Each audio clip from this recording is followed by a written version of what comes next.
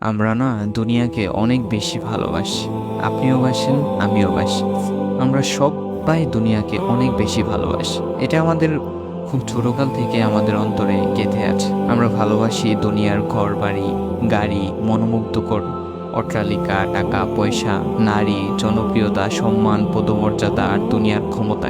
যখন আমরা দুনিয়ার কোনো চাকচিক্য আমাদের কাছে আসে, তখন আমরা খুব বেশি উত্তেজিত হয়ে যাই, খুব বেশি আনন্দিত হই। এবং দুনিয়া যখন আমাদের থেকে কোনো জিনিস কেড়ে নেয়, আমাদের থেকে যখন কোনো জিনিস কেড়ে নেওয়া হয় দুনিয়াতে, তখন আমরা খুব বেশি দুঃখে, দুর্দশায় ভেঙে পড়ি, হতাশাগ্রস্ত হয়ে পড়ি। একটা বিষয় মাথায় রাখবেন, এই দুনিয়াকে আপনি যতই ভালোবাসেন না কেন, দুনিয়া আপনাকে বিন্দু মাত্রও ভালোবাসে না। আপনি এই দুনিয়াকে পাওয়ার জন্য সব কিছু দিবেন, আপনার মাথার ঘাম পায়ে ফেলবেন, আপনার সর্বস্বটুকু দিয়ে দুনিয়াকে আপনি ভালোবাসবেন, তাকে পাওয়ার চেষ্টা করবেন, কিন্তু এই দুনিয়া আপনাকে কিচ্ছু দিবে না। আস্তে আস্তে আপনার থেকে সব কিছু কেড়ে নেবে। আল্লাহ তো নিজেই বলেছেন, পার্থিব জীবন ধোঁকা ছাড়া আর কিচ্ছু না, অন্য কিছুই না, জাস্ট ধোঁকা আর কিচ্ছু না।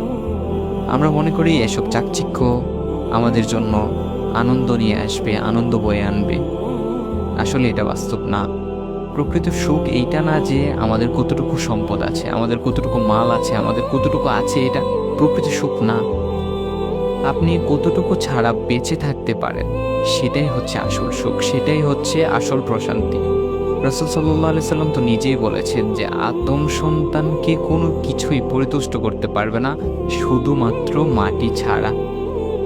আপনি যখন কবরে প্রবেশ করবেন, আমরা যখন কবরে প্রবেশ করব, তখনই আমরা পরিতপ্ত হব, এর আগে না। রাসূল বলেন যে যদি আদম সন্তানের কাছে একটি স্বর্ণের পাহাড় থাকে, সে আরও একটি পাহাড় পেতে চায়। তার কাছে যদি একটি অট্টালিকা থাকে, সে আরও একটি দালান কোঠা চাইবে। একবার মৃত্যু জীবনকে জিজ্ঞেস করছিল যে মানুষ তোরে এত ভালোবাসে কেন আর আমার এত ঘৃণা করে কেন? তখন জীবন কি উত্তর দিছিল জানেন? জীবন বলছিল যে কারণ তুই হচ্ছিস যন্ত্রণাদায়ক বাস্তবতা, অথচ আমি হইতেছি একটা সুন্দর ধোঁকা। দুনিয়ার বাস্তবতা এটাই, এখানে কোনো সুখ নাই। এই দুনিয়া কখনোই আপনাকে পরিতৃপ্ত করতে পারবে না। আল্লাহই হচ্ছেন এই বিশ্বের স্রষ্টা এবং আল্লাহই হচ্ছেন আসল সুখের স্রষ্টা। আসল সুখ হচ্ছে আল্লাহ তাআলাকে স্মরণ করা, আল্লাহর কথাগুলোকে মেনে চলা, আল্লাহর বাধ্য হয়ে চলা, আল্লাহকে মনে করা প্রত্যেকটা কাজের ক্ষেত্রে, এটাই হচ্ছে আসল সুখ। আর যারা আল্লাহ তাআলাকে স্মরণ করবে না, তার থেকে দূরে চলে যাবে, তাদের জীবনে যে অশান্তি আসবে এতে কোনো সন্দেহ নেই। আপনার জীবনে আল্লাহ না থাকলে কখনো খুশি হতে পারবেন না।